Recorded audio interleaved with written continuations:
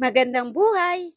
Andito na naman ako si Teacher Daisy A upang ihatid sa inyo ang isang pabulang pinamagatang Ang Hatol ng Kuneho. Isinali sa Pilipino ni Vilma C. Ambat. Noong unang panahon na ang mga hayop ay nakapagsasalita pa, may isang tigre naghahanap ng pagkain sa gubat. Sa kanyang paglilibot, nahulog siya sa napakalalim na hukay. Paulit-ulit na sinubukan ng tigre ang makaahon. Subalit siya'y nabigo. Sumigaw siya ng sumigaw upang humingi ng tulong, subalit walang makarinig sa kanya. Kinabukasan, muling sumigaw ang tigre upang humingi ng tulong hanggang sa napaos. Gutom na gutom at hapong-hapo na ang tigre. Lumapasay na lamang siya sa lupa. Naisip niyang ito na ang kanyang kamatayan. Nang walang ano-ano ay nakarinig siya ng mga yabak. Nabuhayan siya ng loob at kaagad na tumayo. Tulong! Tulong! Muli niyang isinigaw. Ah! Isang tigre! Sabi ng lalaki habang nakadungaw sa hukay. Pakiusap! Tulungan mo ako makalabas dito! Pagmamakaawa ng tigre. Kung tutulungan mo ako, hindi kita makakalimutan habang buhay. Naawa ang lalaki sa tigre, subalit naisip niyang baka kainin siya nito. Gusto sana kitang tulungan, subalit nangangamba ako sa maaring mangyari. Patawad. Sandali! Sandali! Huwag mong isipin iyon! Pakiusap ng tigre. Huwag kang mag-alala. Pangako kong hindi kita sasaktan. Magmamakaawa ako. Tulungan mo ako. Kapag ako'y nakalabas dito, tatanawin ko malaking utang na loob. Tila labis na nakakaawa ang tinig at itsura ng tigre, kaya bumalik ang lalaki upang tulungan ito.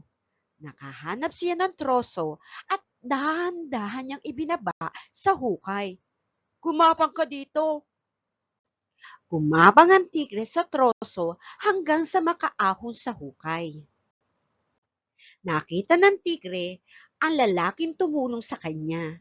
Naglaway ang tigre at naglakad ng paikot-ikot sa lalaki. Sandali!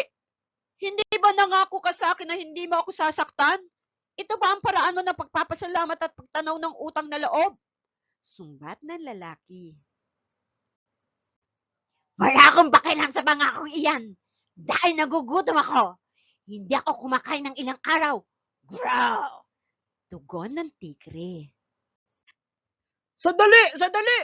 Tanungin natin ang puno ng pino kung tama bang kainin mo ako. Sumbat ng lalaki sa tigre. Sige! Pagkatapos natin siyang tanungin, kakainin na kita.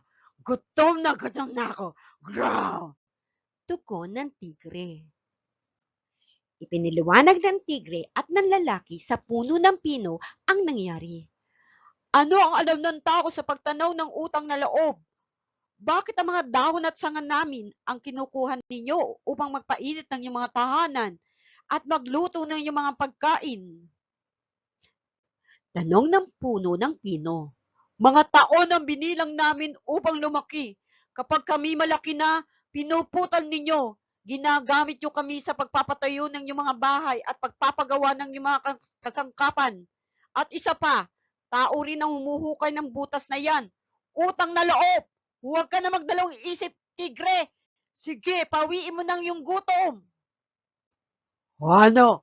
Ang masasabi mo doon? Tanong ng tigre habang nananakam at ningungusuan ng lalaki. Sa mga sandaling iyon ay dumaan ang isang baka. Hintay! Hintay! Tanungin natin ang baka sa kanyang hatol. Sumang-ayon ng tigre at ipinaliwanag nila sa baka ang nangyari. Hiniling ng dalawa ang opinyon ng baka. Sa kanang akin, wala ang duda sa kung ano ang dapat gawin. Dapat mo na siyang kainin. Tingnan mo, muna nang kami ay maisilang, naglilingkod na kami sa mga tao. Kami mga baka nagbubuhat ng mga mabibigat nilang dahalahin. Inaararo namin ang bukid upang makatanim sila. Subalit, anong ginagawa nila kapag kami tumanda na? Pinapatay kami at ginagawang pagkain. Tugon ng baka. Ginagamit nila ang aming balat sa paggawa ng kung ano-anong bagay. Kaya huwag mo na akong tanungin tungkol sa pagtanaw ng utang na loob. Kainin mo na ang taong iyan. Wika ng baka sa tigre. Tingnan mo, lahat sila'y sumasang-ayon na sa akin. Kaya humanda ka na sa iyong katapusan. Grow! Alam na ng lalaki na ito na nga ang kanyang katapusan. Nang biglang dumating ang lumuluksong-luksong kuneho. Sandali, tigre! Sandali! Ano na naman? Growl! Pakiusap! Bigyan mo pa ako ng huling pagkakataon. Tanungin natin ang kuneho para sa kanyang hatol kung dapat mo ba akong kainin. Walang kwenta! Alam mo na ang sagot niya. Pareho lang ng sagot ng puno ng pino at baka. Growl! Pakiusap! Parang awa mo na! Pagsusumamo ng lalaki. Sige, pero huli na ito. Gutom na ako. Growl! Sagot ng tigre. Isinalaysay ng tigre at ng lalaki ang nangyari. Matamang nakikinig ang kuneho. Ipinikit ang kanyang mga mata at pinagalaw ang kanyang matenga. Pagkalipas ng ilang sandali, muli niyang idinilat ang kanyang mga mata.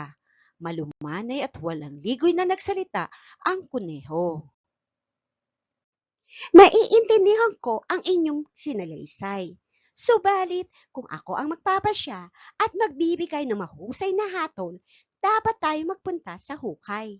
Muli niyong isalaysay sa akin ang nangyari. Ituro niyo sa akin ang daan patungo doon. Wika ng kuneho. Tumalong kaagad ang tigre nang hindi nag-iisip.